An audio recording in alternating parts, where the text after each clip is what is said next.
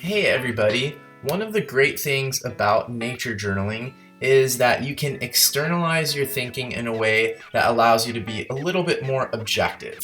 There's a tendency in people, and I definitely have this quite a bit, where once we start to believe something, or once we already believe something, it is easier for us to find information that backs up what we already believe. That's called confirmation bias.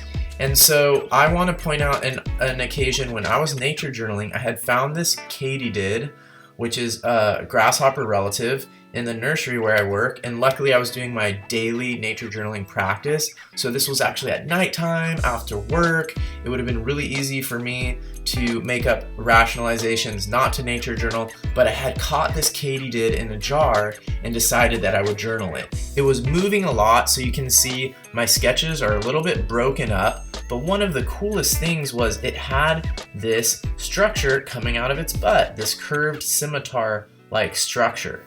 And in my mind, for some reason, and this is probably something that I thought up when I was a little kid, or I don't know what, that's been around in my mind, is I thought that somehow that organ has something to do with making sound. And even though in my nature journal I was asking the question, what is it? I had this underlying assumption that it was for making sound. There happened to be another person there who said, I think it's an ovipositor. And for me, I always think of ovipositors with Hymenoptera. So some of the wasps have these really long ovipositor, which is this thing for laying eggs.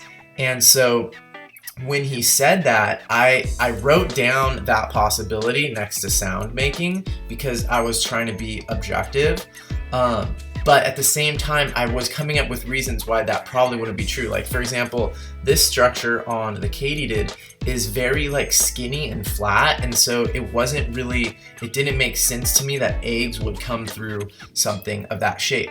Later, I did find out that it is in fact an ovipositor, and luckily, because I've been practicing nature journaling and stuff like this, I didn't feel a really strong sense of disappointment that I was wrong.